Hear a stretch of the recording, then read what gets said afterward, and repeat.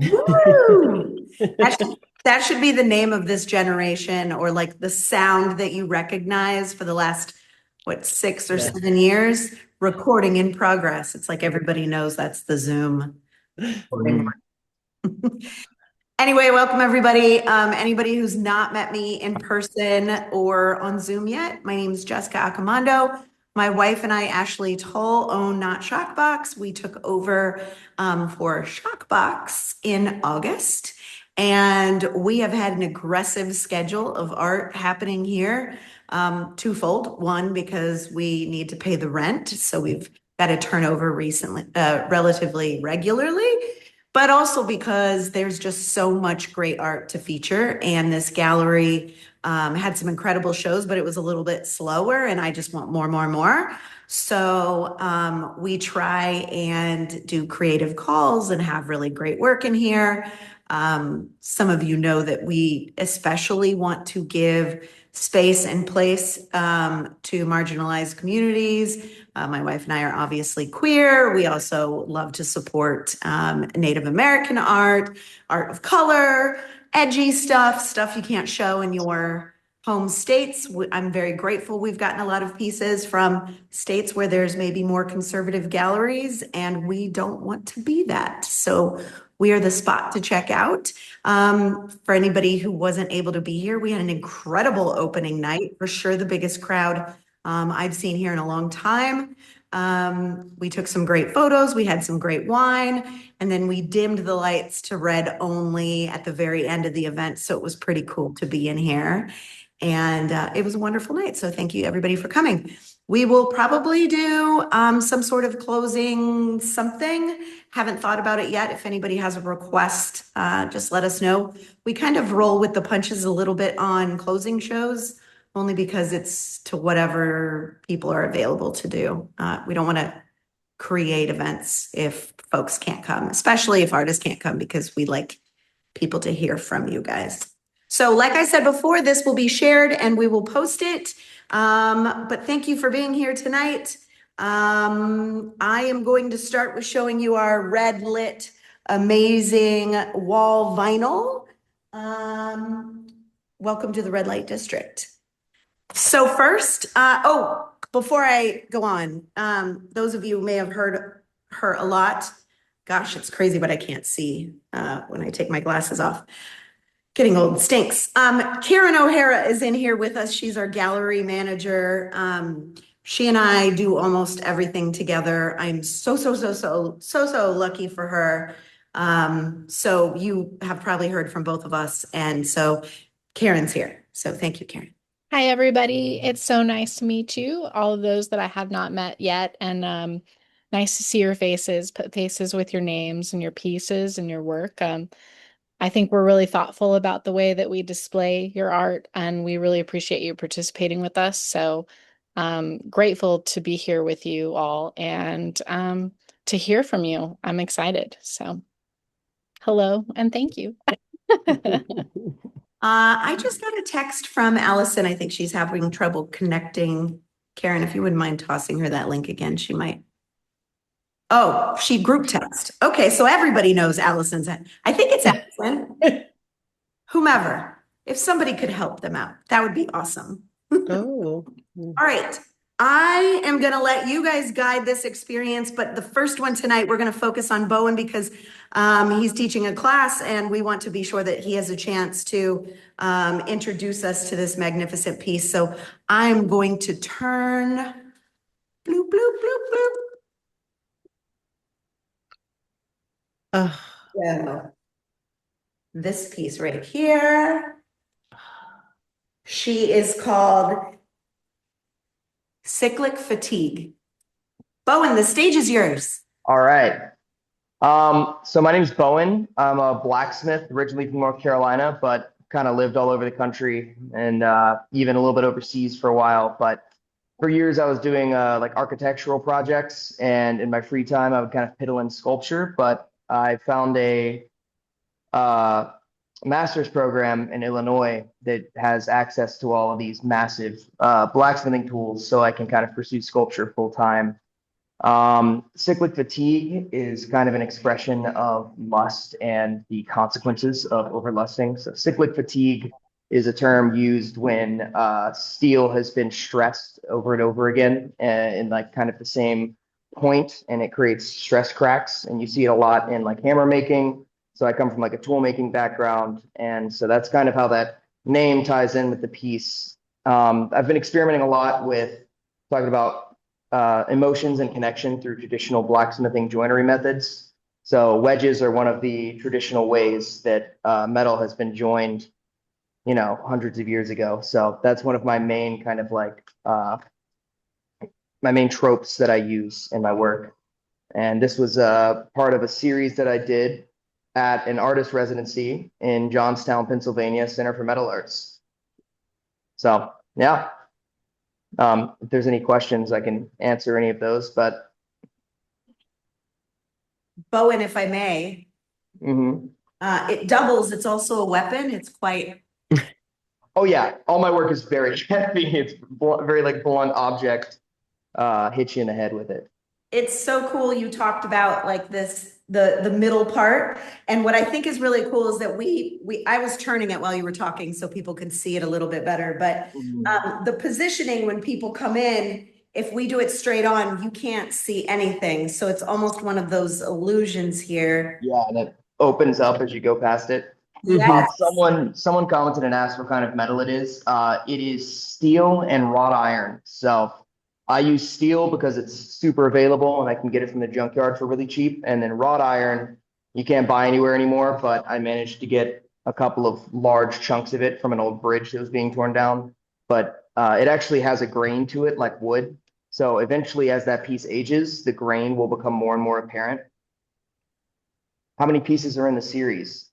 Right now, about 5 of them. I have 3 more that are in progress, and then I'm actually going down to be a guest artist in Austin in a month, and I have a big group sculpture that kind of ties the whole series together, which is basically just going to be multiple of these people stacked out, and then huge wedges that come through. You'll see it on my Instagram when it's done. I got some sketches going. Cool. But yeah, Thank you. I'm super excited to be a part of this project, and I'm glad that you guys have me. Thank you so much, Bowen. I appreciate it. Truly incredible. And it's the first thing you see when you come in the show. I lowered the entry door so that I wouldn't have the sun glare, but for anybody who's never been here, it's this giant door and it's usually up and the street is right there. So the first thing you see when you come in is your piece. So pretty cool. Yeah. And it's all forged. So none of it is like cast metal. It all starts as these big chunks that I get from the junkyard, and then I squish them and like stretch them into shape so you can see. Big monkeys. Oh, I saw it there. Do I need to mute somebody? Sorry, guys, make sure you're muted. Okay, cool. All right. Thank you, Bowen. Appreciate it. Thank you so much. All right. Awesome. I'm going to get back to teaching, but thank you guys so much for having me. Thank you so much for coming and making the time. Awesome. I really appreciate it. Bye. Yeah. All right. Is there anybody who wishes to be next?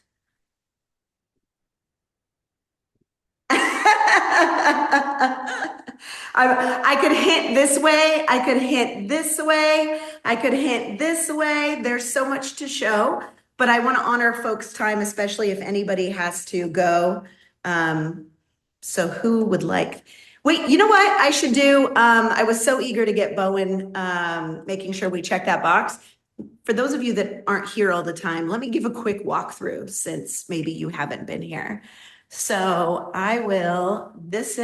you've probably seen in all the pictures we posted, this is the whole gallery. But when you walk in, I'm going to walk you through a little bit. We have a very cool red spotlight that's on this, although it changes the color a bit of Jeremy's piece, but we'll talk about that.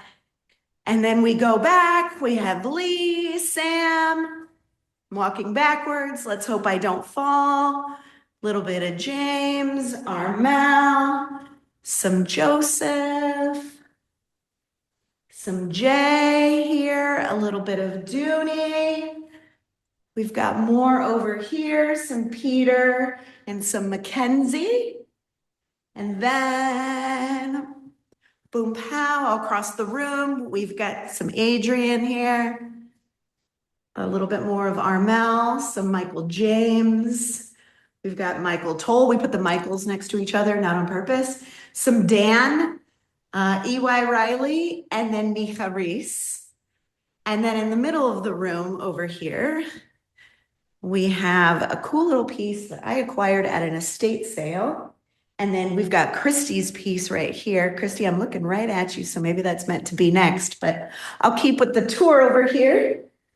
We've got Jared here. This piece draws your eye to the middle of the room. We put in velvet drapes to go through the middle into the back room. This is really cool red light that's installed up top. So when the lights are out, it's actually really cool in here. I'll show you guys. So it's like it feels like you're going in that back room of that porn shop. If you've never been there, I'm sorry, I just burst your bubble, although you're in this show, so you probably know. We have some Vince Cavedo over here. We've got some amazing stuff by Catherine. Who else do we have over here? We've got, and Rob Siles. And then more James. Some Thomas back here. We put chairs in here so people can really research and investigate. We made her. This piece by Mark here, the center when you come through, because, I mean, nothing like a jarring photo right when you walk through the curtains. We've got some amazing pieces by Margot down here. This is our vulnerability corner. We've got some Allison Reed, some Anonymous. We really thought that this really was about exposure. We've got more Lee right here and more Vince right here. So I'm gonna go back up front. All right, Christy, you're on my mind. So we're gonna go back to your piece if you don't mind.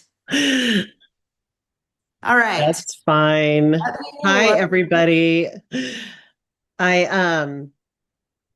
First of all, wow, it all looks so beautiful, so amazing. I was bummed I couldn't come down there for the opening.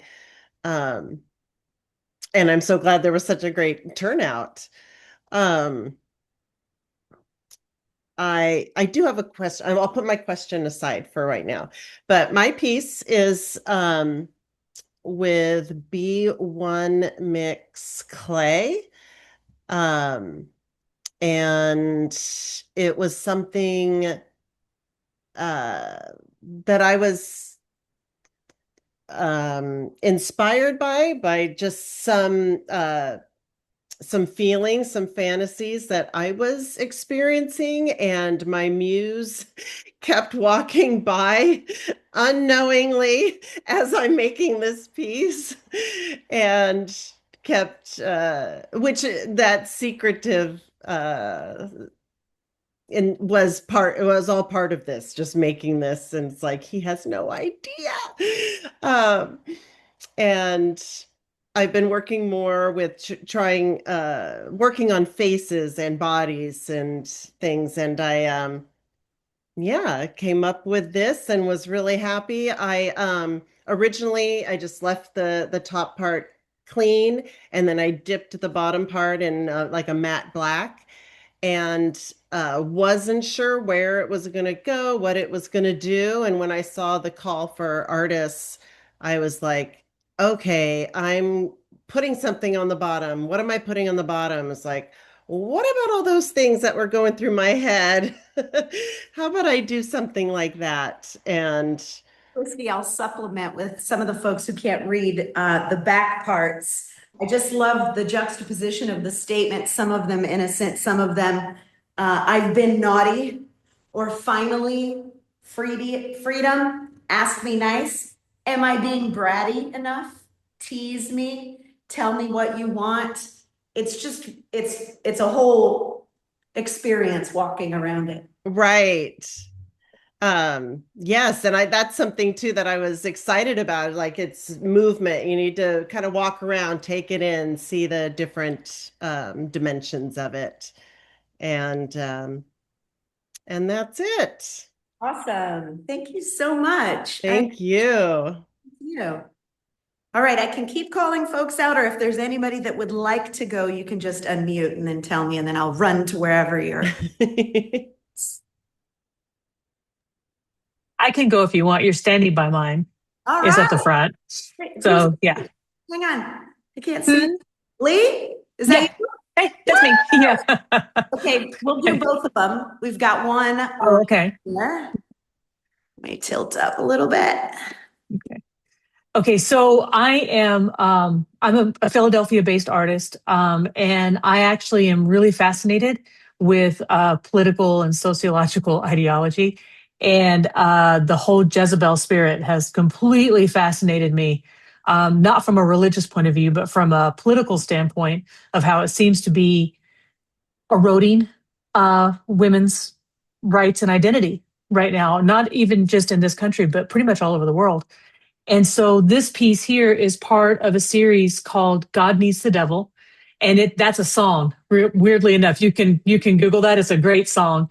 And my sister sent it to me and I just was inspired to use it. And it's the second in the series. And it's about desire, and it's about women's desire and how we shouldn't be ashamed or we shouldn't feel bad about having these fantasies and these desires, because really, in essence, we're the same as men. I mean, men are encouraged to have their fantasies and desires, but women are shamed for it in a lot of cases. And I'm Generation X, like barely Generation X. We're so close to the end of the boomers, it's not even funny. And in my generation, like being at that age, we were shamed a lot for these things growing up. And so most of my pieces have this undercurrent going through them about desire and longing and wanting to be free enough to express these things. I'm lucky. I've been married for 38 years to a man who actually 100% encourages all of this. And I'm very lucky in that respect, because there's some women who aren't that lucky. And I just want people to be able to look at things and know that it's okay. It's absolutely good to be able to do that. And she is a piece I actually just did earlier this year. So she was done this year. So, and then my other piece is in that back room. There's that huge one. And I'm gonna move. I'm telling you. Move back there, but I'm gonna just point out, for me, everything here is about the thumb. Like Really? there's something.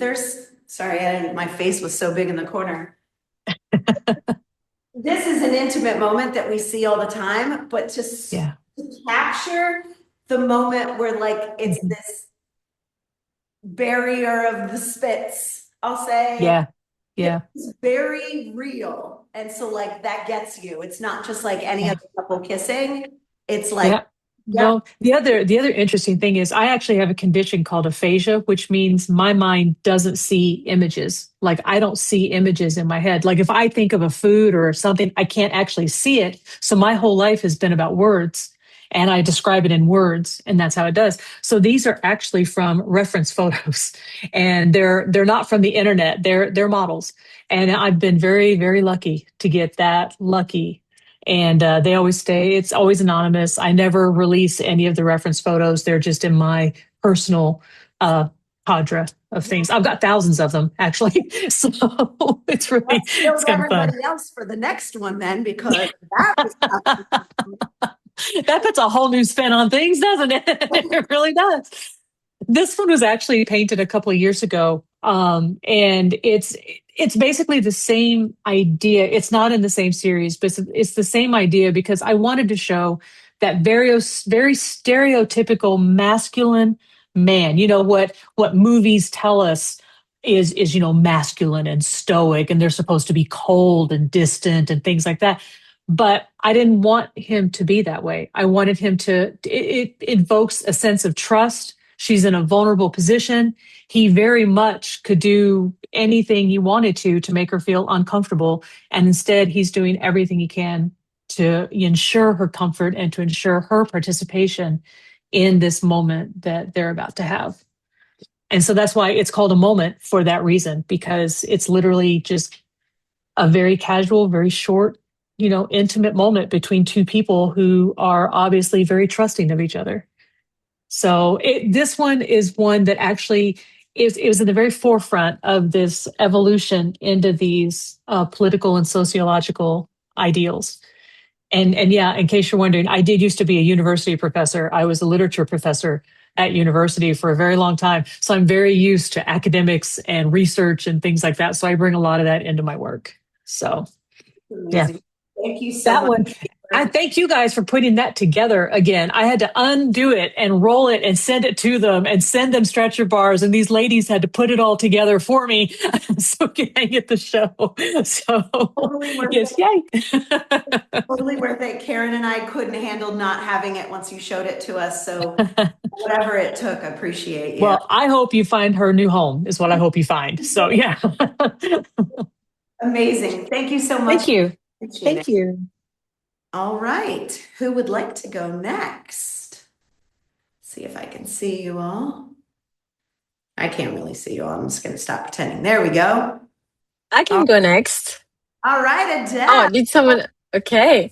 I will not have as much to share, and as I think my piece is a lot more simple. I do work with a lot of words, so I'm a stencil artist based here in the South Bay. And what I did for this show is I had to I was really inspired by this red light district. My work is usually very colorful. People very often call me cute and colorful. And when I saw this school, I was like, I want to dig deeper. I want to go to a place that's maybe a little bit more hidden and darker. So that's my dark side, as dark as it gets. It's still so bright. And I don't know if you can see, but the colors are really like red as well as kind of neon pink with a kind of snake skin pattern all around the blocks, and then the stencil letters and words kind of on top. So what I wanted to be playful on this one with something that's both kind of cheeky but also very traditional, with kind of a call to the Bible, but also making it like a lot more cheeky and a lot more fun. And so it's 4 blocks that work together. And what I wanted to do that's very original is that you can change the order of all these blocks depending on your mood.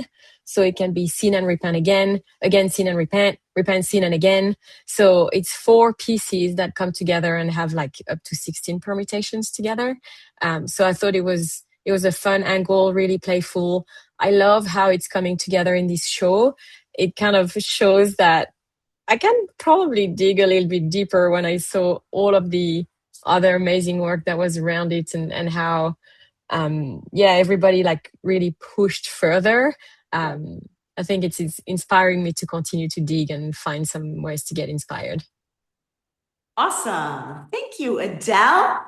James, do we have to repent? No, James, definitely not. But funny. Absolutely not. All right. Who would like to go next? I'll go. Is that This you, is Dan. All right. This is Dan. All right, Dan. Come on in. Here we go.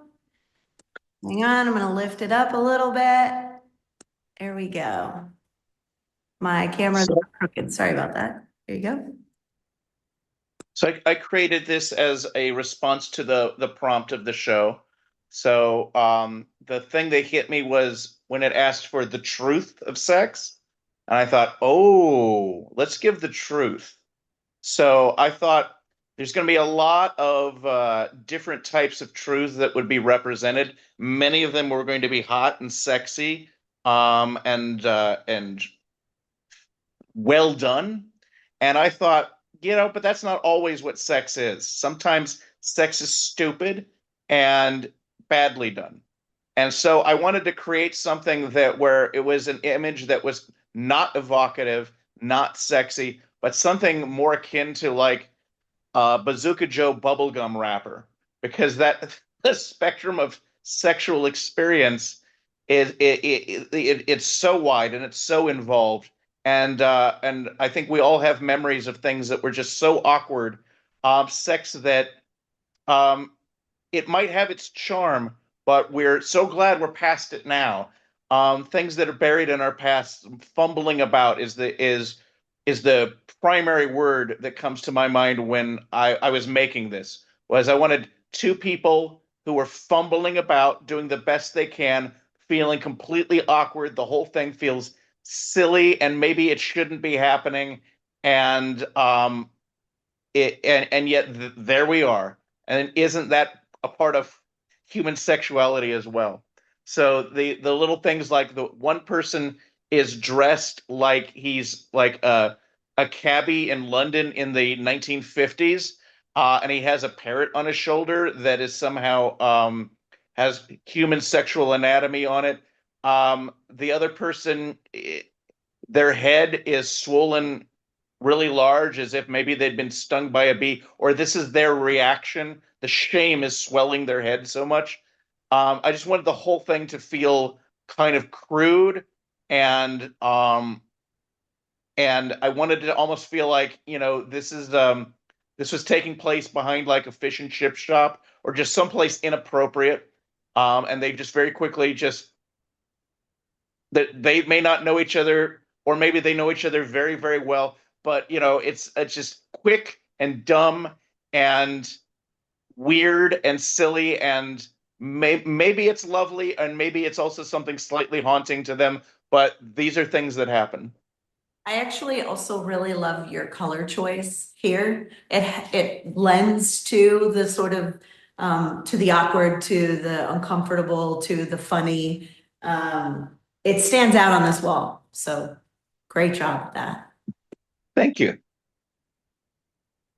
Everybody knows what it is too, so that's helpful. I think your last piece that was in one of our shows, it was a guessing game and it was super fun as well. But this one, everybody's familiar with this. I think everybody's had this experience. I hope. If not, it's just me. Thank you, Dan. All right, who would like to go next? I'm next door, so I'll volunteer. Michael Toll to the right. I can't see who's speaking. I'm so sorry. Okay, Michael Toll. So to the right. Oh, all right. I got you. All right. Here we go. Hi. Well, first of all, I just want to say thank you for including my work in the show, and it's an honor to be here with all of you. And I'm glad to be here. So this piece is actually this is a brand new series of work. I haven't shown it before anywhere else. It's sort of a departure. It's like a definite tangent for me. But the idea for it started several years ago when I had started a new body of work, and my wife was pushing me to put it on social media. And she kept telling me, I guess what is like the common truth, which is that people want to not just see your work, but they want to see you. And that you have to be part of the story, and you have to like market yourself and not just the art. And so I let her kind of take over my social media because she does that kind of thing. And what I learned really quickly is that she was wrong. People didn't people didn't want to see me. So anytime she would post something that had me in the picture or speaking, she would film me when I was in the studio mixing paint, painting and whatever. And anytime there was a picture of me in it, I lost followers. It wasn't just like one or two followers. I'd lose like 20 or 30 or 40 followers. And so we learned very quickly that that's not always true. And that, anyway, people may have been interested in the art. They weren't necessarily interested in me. And that started me thinking about this concept that social media, there used to be this mystique about the artist who sort of went away to a studio and made work in private. It was this sort of mystical experience kind of thing. And then they either brought it to the world to show in a gallery, or, you did like Cezanne, and the young artists would like march off to Cezanne's place and, in the middle of nowhere, and learn from the master, or this idea of it's being this sort of remote thing. But now social media is bringing audiences directly into our studio. And so there's this really performative element where we get into art because we love the art, but in the marketing of it, we have to create our own mystique, and we have to create our own persona. And this was probably always part of not probably, it has always been part of art marketing and art practice, or at least for the past 500 or 600 years. but social media has amped it to a new level where the artist has crafted not just the work, but their own persona of themselves and put that in front of the world. And so I started reimagining modernist, famous dead, but famous dead modernists, and imagining what they would have, what their marketing practice would have to be like if they were in today's social media place. So this is appropriating an image of Jackson Pollock's studio. So that's Jackson Pollock's studio in the background with an arbitrary, conventionally attractive, yeah, there you go. There's the Jackson Pollock in the corner with your standard conventionally attractive sort of OnlyFans, looking model in the middle painting, because like that's that sort of aspect of Pygmalion-like constructing the self while constructing the art. And so I'm kind of playing with that overlap between the creation of the art object and having to curate your sense of self and presentation of that to the world as well. Amazing. Thank you so much. There was, this is part of a series, correct? Yeah, it's probably the second in a series. It's currently at 6, but there will be more. So I'm thinking about taking on maybe Andy Warhol and Basquiat soon. I made myself a rule. I said I can't present anyone who's living. These have to be people who are dead and in the history books. So, yeah. Fair enough. Thank you so much, Michael. Appreciate it. All right, who would like to go next? I can go next. That's fine. Is that you, Adrian? Yeah. Yes. All right. So I'll be nice for reference. yeah, there you go. It is a large piece.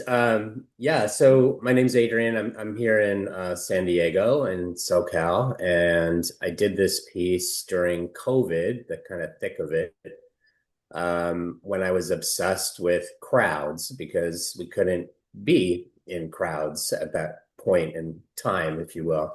I was painting people at concerts, in bars, in pools, pool parties, things like that.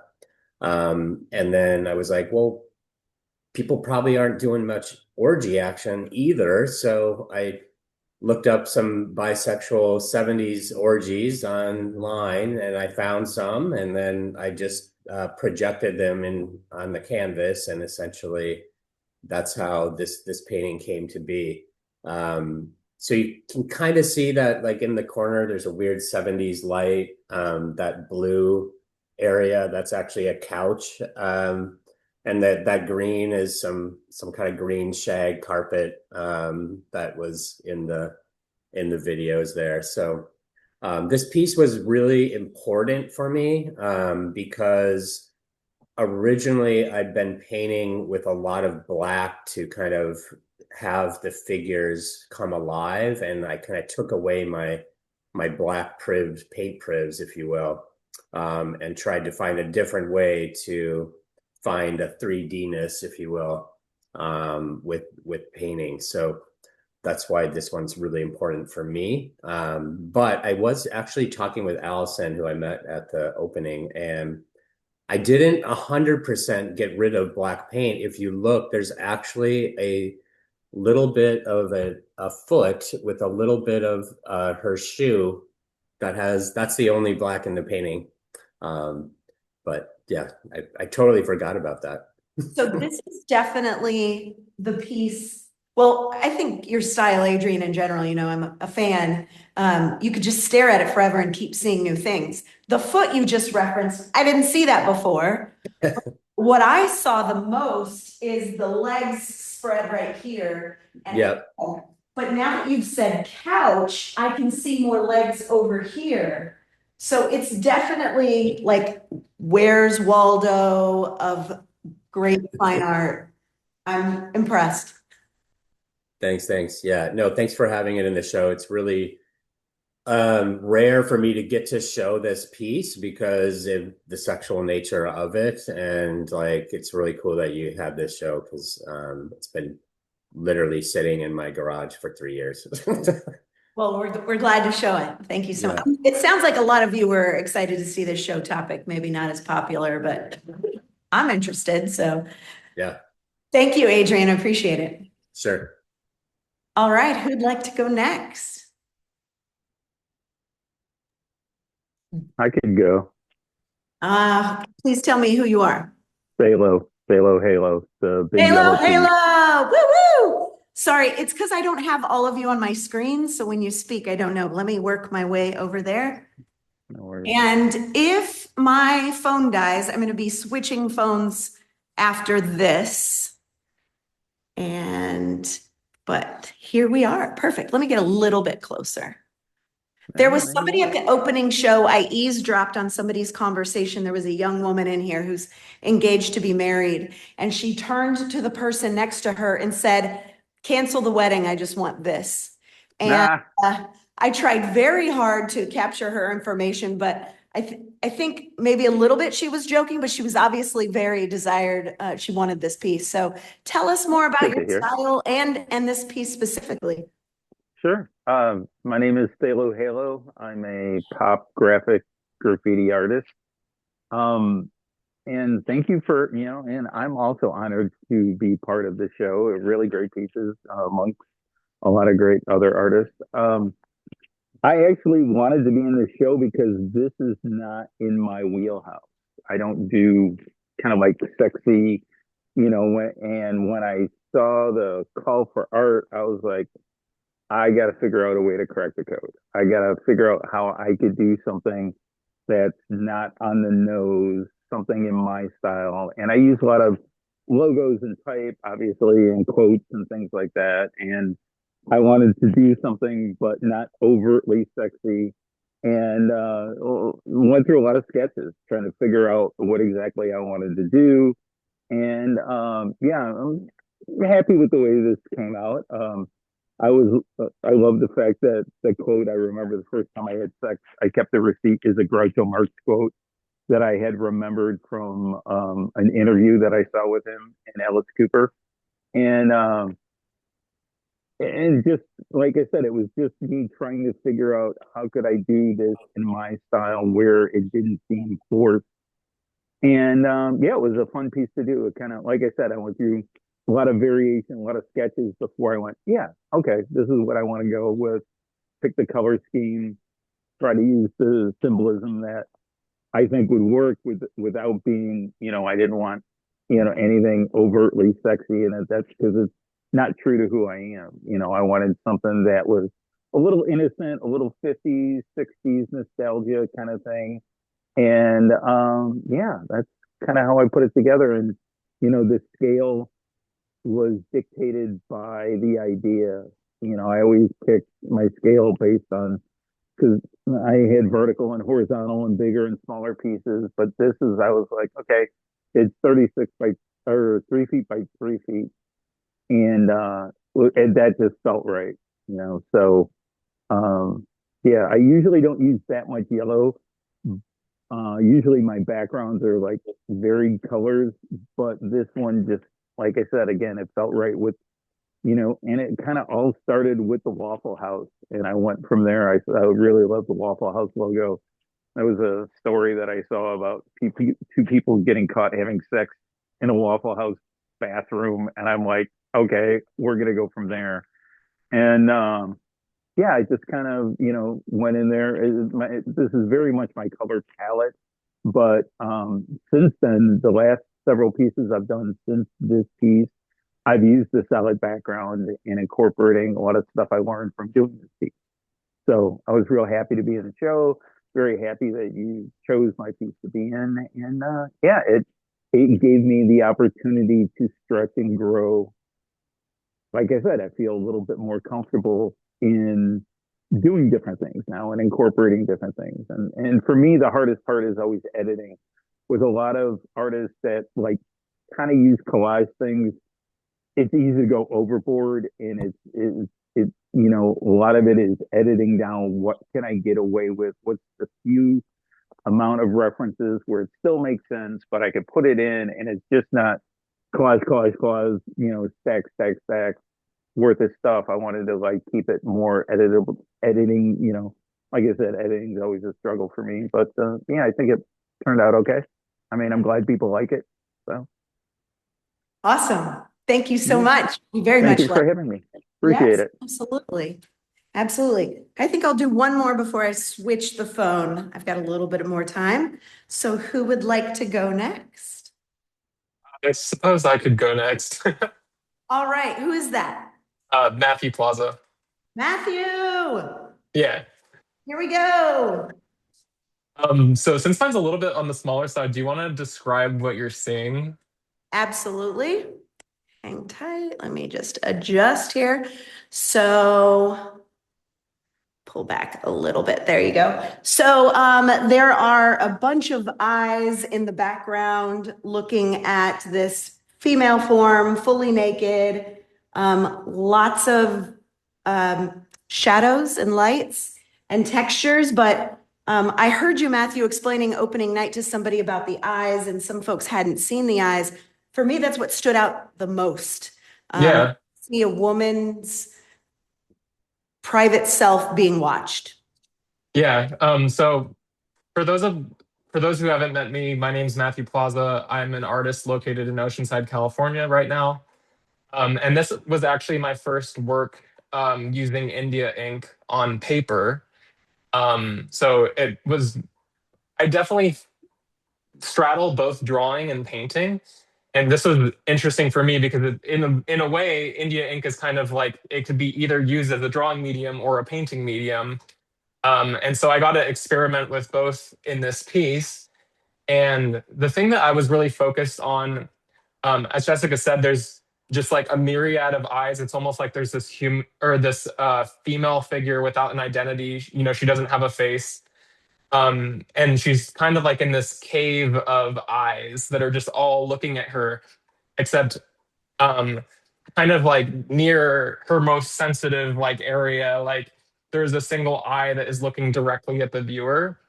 And the piece is called The Fruit of Eden. And so kind of the focus of this piece was on the way that we perceive sexuality and we perceive nudity. And it's not just about visual perception, but also about consciousness about it. And something that was interesting to me is I feel like there's, at least when there's like religious symbolism and kind of religious views about sexuality and sex, like there's a lot of tension there in our culture. Like I feel like you can talk to people who have religious beliefs and there's all these like views about sexuality being something that is like negative, or there's just so many different views on sexuality and sex like in our culture. And so I thought that having like a myriad of eyes expressing all these different emotions would kind of captivate that sense of all the ways that people view sex. And it was so interesting because I got asked about this piece while I was at the show, and people were like, what are you trying to say with this? And for me, it was less about what I want to say and more about what it makes them think when they look at it. And so I think that was really the idea that drove this piece. So fun fact, I spotted this piece before it was submitted for this show, and it just felt so real. I mean, that's not my body shape, but I wish. But it just feels so exposed. Not every time you're nude, obviously, not every time you're nude is it sexual. And so it can be, but also people make it sexual when you don't want it to be. And so this piece just spoke so much to me. Matthew, thank you for joining our show. Thank you so much. Awesome. Cool, cool, cool. All right, who would like to go next? It's down Remember to that you can't Donnie see and me, yourself. I think. Donnie, you want to take it or should I go? Oh, Mika, I hear you. Is that you? Yeah, that's me. All right, let's go It's here. only down to me and Donnie, but I think he's shy. Okay, cool. So, Claire will be. Allison Reed is here. Oh, good. oh, I'm sorry, I didn't see. I'm sorry. All right, so let me just say real quick, the glare is a little bit hard because of the glass. So I'm gonna Oh, move it makes it. my work look better, I think, right? I'm gonna move it a little bit as you speak. Go ahead. Yeah, it's okay. Basically, number one is that my work I do on, I paint and draw on computer. I've been doing it from 1982. I guess her phone went off, but that's okay. Uh, I've been doing work on computers from 1982, and worked on different software through the years, and have been in many exhibits in different places. The work that I do now, although what you see there, I think it's like a 40-inch by 20-inch or something like that, is actually planned to be wall size. So it has the idea of the work in general, usually that I do. It's a work that you walk towards, meaning it's not like a one image that you get it or you don't get it. Usually is it's a walkthrough to yet you see it from far away and then you get closer and you see a lot different things. Uh, most of my work is abstract, although I'm doing once in a while some figurative work. Um, the work that is in this exhibit is basically more of like what goes through your mind at sex, meaning this is not a, by the way, I have no social, uh, my work is not, doesn't have any social statements in either way. Mainly because everybody should be who they are, and it's fine with me. I'm not an activist, and I just do what goes through my mind. I'm not dealing with the public, the world, and people that come to see the artwork. It's not that I'm not interested in what they say. It's not the process of the work. The process of the work is doing what goes through my mind, and that comes out. And some of these pieces may take 2 weeks or a month to create. And I start at 8 o'clock at night, and then at 4 in the morning, I remember that at 6 I have to be up, so I have to stop working. So some of them come unconsciously and create. This specific piece is basically has a lot of the internal brain motions that you have. You're on mute. She's on mute, but anyway, so the work is more about like think of the lines that are giving the sensual and emotions that go through your brain. And this piece was more about uh, not about whether you should have sex or not have sex. It's like sort of like the turbulence that you're having when you're having good sex. So it's like a lot of turbulence. Things are melting together, things are happening together, and that's what it is. I mean, it's very hard to see it through the iPhone camera, but that's what I do. Uh, if you want to see my work, I mean, it's very difficult to see it in these circumstances.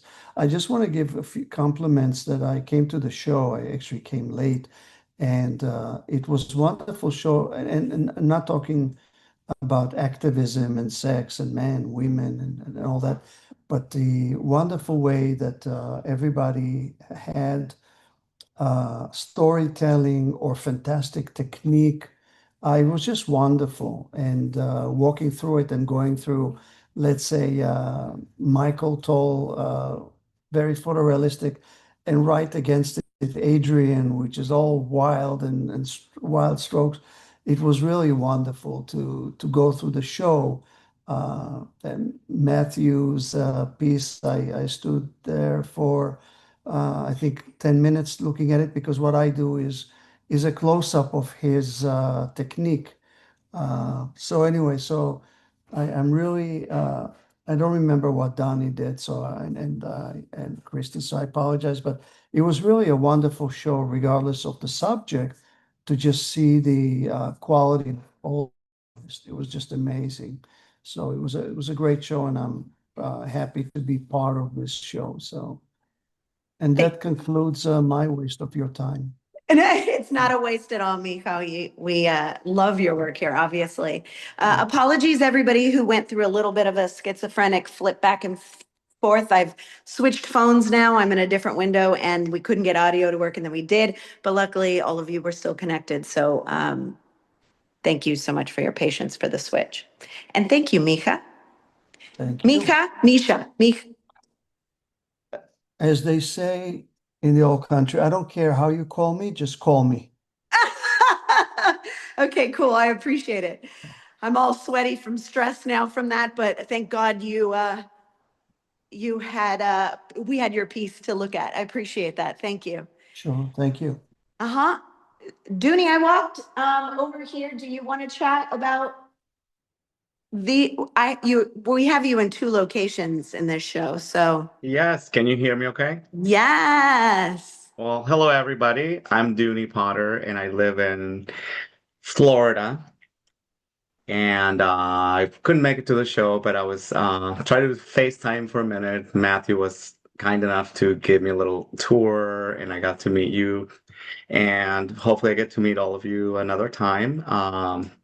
Anyway, I'm just kind of trying to follow everybody on Instagram as they present their pieces. So I'm just really looking forward to the connection with all of you. And I'm seeing it virtually, but I was very impressed with just the layout of the show, the pieces. I mean, when you submit to a show where the topic is sex or anything related to that, you always think, well, what is too much? But after I seen the pieces, I'm like, well, some of it could be depending on who you're asking, but in reality, it's just how you put it together. And I think everybody did a good job of, I mean, like even just the piece you're standing in front of, like right behind you, like I just love the color. It's all about color. It's all about just what you express.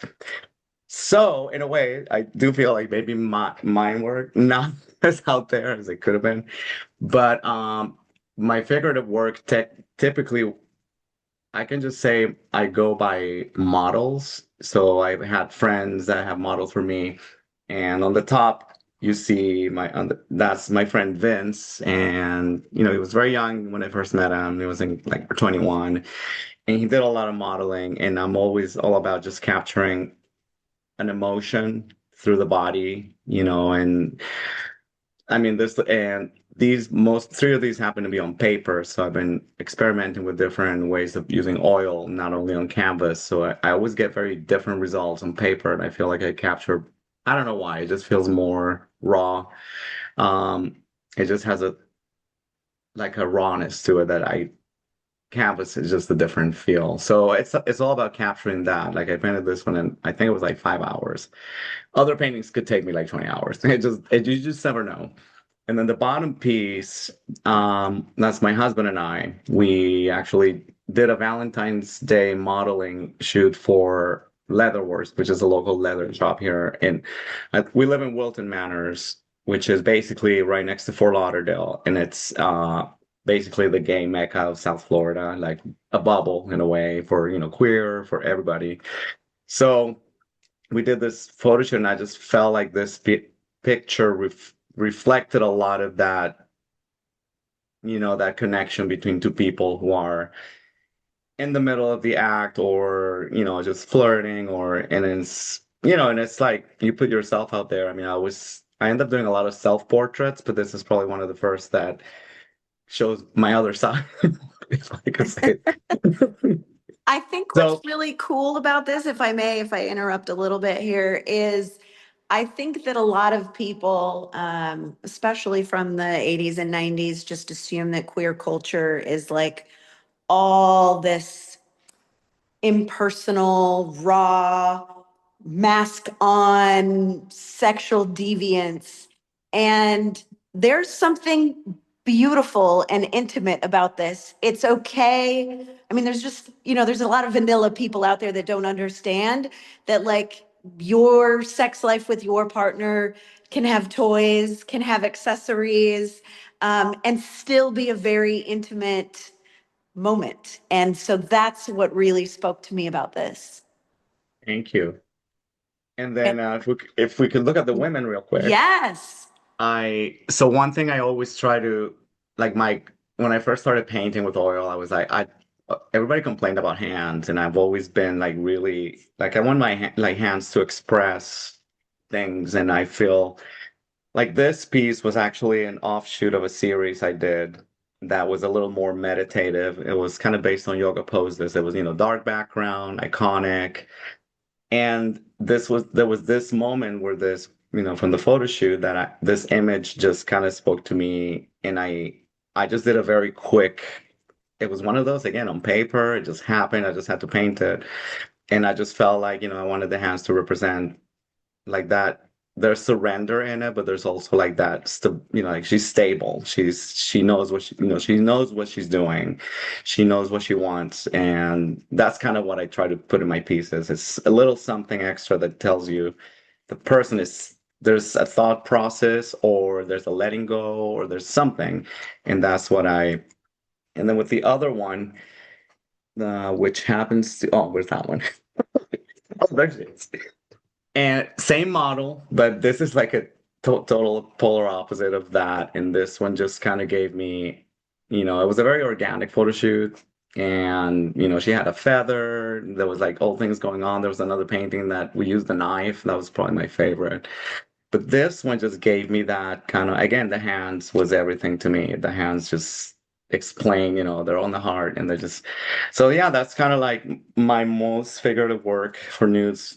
Dressed or not, I always focus on just hands, the facial expression, and yeah. So I was really grateful to be part of the show, and I'm looking forward to meet more of you in the future. It's pretty amazing.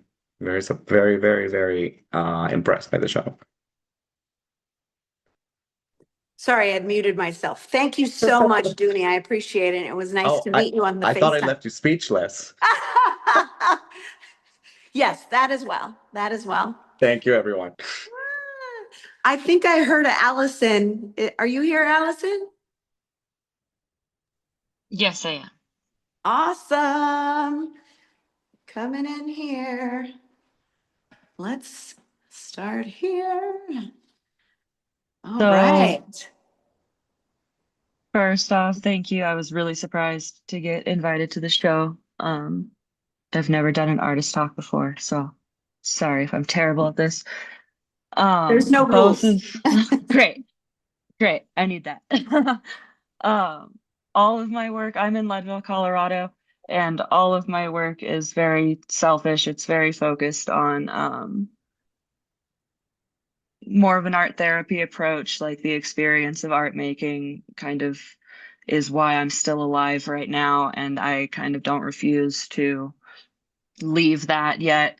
But the past couple of years, I've made a lot of progress, and my relationship with myself has significantly improved. So both of these photos were from me just spending an entire day, like kind of checking in on my relationship with myself and my body, and embracing that I get to decide what I share with a world that's kind of demanding a lot of oversharing these days, and not giving into the pressure of that, and kind of just, yeah, exploring that. And these photos came out of it. And honestly, the film photo next to this one,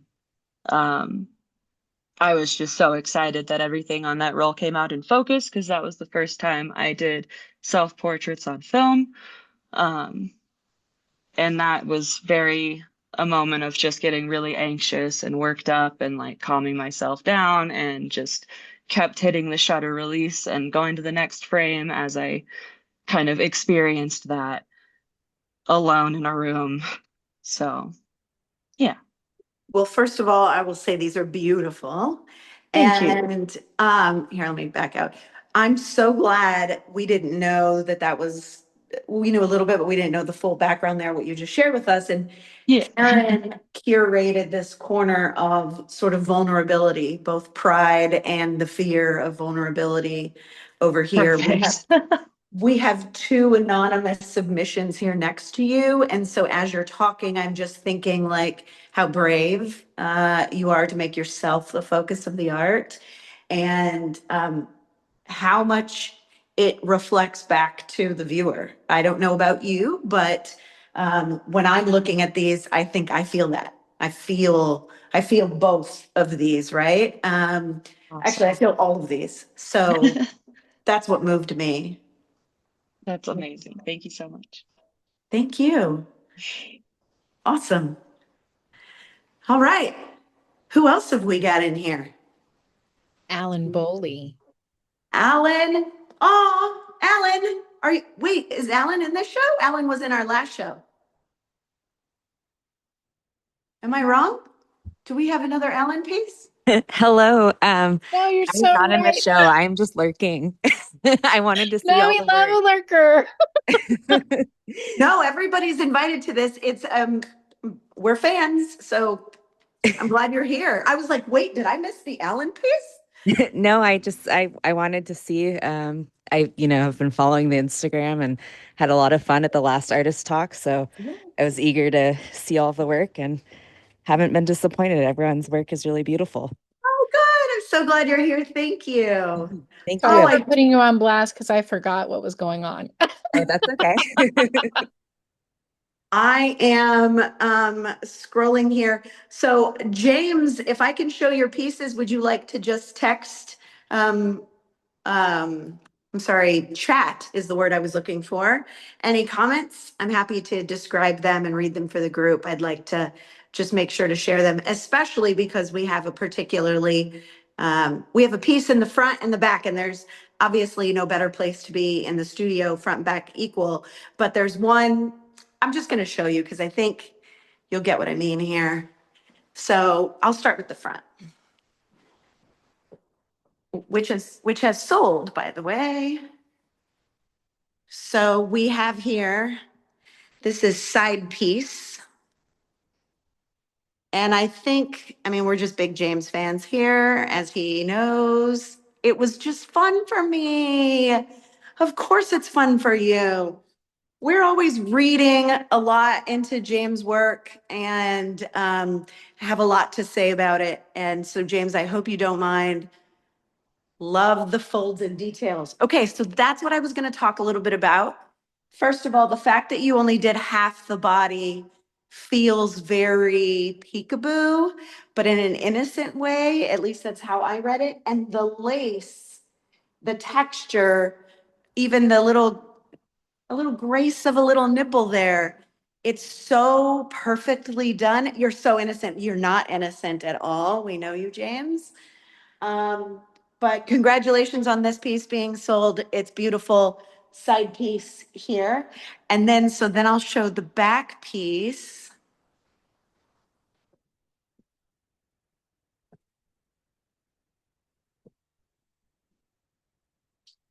All right. So,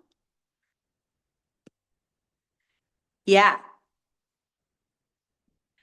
that's an angle not a lot of people have seen. So James submitted for our show the side piece, which was in the other room, and yes, the angle, and then text and said, I've got another one. Do you want it? And Karen and I said, yep. First of all, I'll say, just to bring a little humor here, the straight men that have come into this show, or I guess maybe the gay men as well, are like very good. Good form, I think was said. But Karen, if you wouldn't mind reading what I just missed what James said just now. He said the angle, yes. Then he said, I wanted something opposite to the woman. Oh, yeah. I mean, I feel like there's no second guessing what's happening here, but I particularly like that this gentleman is in a suit and dressed. Sex can happen anywhere, anytime, anyhow. Anyway, thank you, James. Appreciate you. All right. So we're fans of you, James. Who else do we have on here? I see Allison. That was Allison Reed, I think. Was there also Allison McMahon? No? We got Matthew? Okay, cool. I think we've got everybody in here.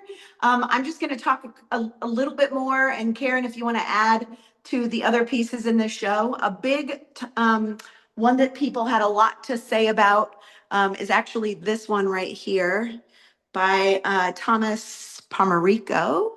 And I mean, I don't know if you were watching the Instagram before the show opened, but I teased with just showing this part. And you think like, what does that have to do with red light district? And then you come in and then you see, oh, cool, it's the old people watching porn. So, or have sex. Could be a home video, either one. I think what's super cool about this is that we don't, sexuality as we age is an assumed diminishment. Like people think that people don't watch porn after a certain age. And for me, this kind of threw that in the face. I loved that part about it. Or if they're watching old home videos they made, even better. I'm into that. But it says this painting depicts an elderly couple watching a television image of young nude lovers engaged in intimacy within a quiet domestic space. The work explores intimacy, aging, spectatorship, and the distance between lived experience and mediated desire, which feels on the nose for sure. So a lot of people had a lot to say about this one. So I wanted to be sure to show it. And then for folks who aren't, I wish Vince was here, but for folks who aren't familiar with Vince Cavedo, we have two of his quilts here that are amazing. And I just want to know more about how this is made. Maybe I'll find out and then I'll send it to everybody. But it's kind of cool because it feels abstract up close. And then from the back of the room, you're like, oh yeah, I see that. And Matthew, I think your friend that was here that night had also a lot to share about these quilts. And I was fascinated how much insight they had or comments, I should say, about a lot of the art. I was impressed. This is another Vince piece over here. We've had Vince in a show before, and this one as well. It looks almost like an X-ray image. And we were chatting the night of the opening and talking about how this is such a vulnerable position to be in, whether you're in it because of somebody else maybe tying you up, or you're in it either way, hands and legs behind you, vulnerability to add here to our vulnerable side of the room. Obviously, you already saw Lee's piece, and then that's our vulnerable corner. So this was our vulnerable side. I'll also add real quick here, there's some great Jay pieces here. Jay Austen, between, this is just the piece printed on canvas, but the color here is incredible. My wife is obsessed with this. And then this piece, somehow oddly, not oddly at all, but somehow both graphic and private at the same time. Really liked those. And then we've got Armel over here. Armel has two pieces in this show. This was a big juxtaposition to most of the pieces that we invited into the show because, well, we think the woman is pregnant. It says how love evolves when the woman becomes a mother. So she is pregnant. I should have remembered that. And so a lot of people separate sex from motherhood or sex from parenthood. And I don't think that that's how it works. So if anything, that's exactly how it works. So anyway, that was great too. I wanted to show Armel. And then before we go, I'm going to walk through a little bit over here. We had some great pieces, but from Michael James, who, oops, and I tripped. That really showed the vulnerability. He was here opening night and he talked about his family having a lot of opinions about him painting these more vulnerable pieces where the woman feels like she is the object. But not. I mean, I think as Karen and I, both women, we felt these were powerful images about vulnerability and leaning into the sex, being available. So we're really proud to have them in here. Also, I'm a big fan of any women with blue hair. That might be an easy way to get into any of our shows. Just saying. I'm just kidding. Um, and how are we doing on time? Okay, good. This is perfect. This is another RML piece. A little bit of a differentiation from, I think her work is pivoting a little bit. And so this is a really cool perspective on the female form. And she used some gold here, which is amazing.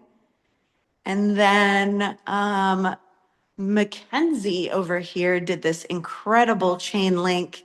And what I'm hoping maybe you can see a little bit is the detail. And then we had somebody in here opening night who asked if there was a hidden mouth in here and said something about here. And he asked the artist and she said no. But if you see a mouth, let me know, because I stood here and couldn't figure it out where the mouth was. But you never know. I see all of you turning. I know, I felt exactly the same. So, I don't know. Maybe. I see a face with an open mouth. Okay. Allison, can you help us a little here?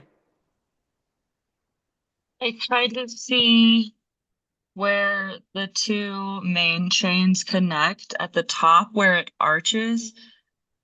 That glare kind of looks like teeth, and you get like a little nose and an eye, like the shadow looks like an eye, like it's eating the chain. Oh. Yeah, I don't know. Yeah, I see weird shit though, so. I'm impressed. I'm impressed. Peter Sandback, we also have back for this show. I used it for the call for tonight's show. The two frogs. Hang on a second. To my way of, blah, blah, blah. This work depicts a pair of frogs in an embrace. To my way of thinking, it draws directly from The Frog and Toad, the children's books first published in the 70s. It is my contention that Frog and Toad were gay, necessarily subversive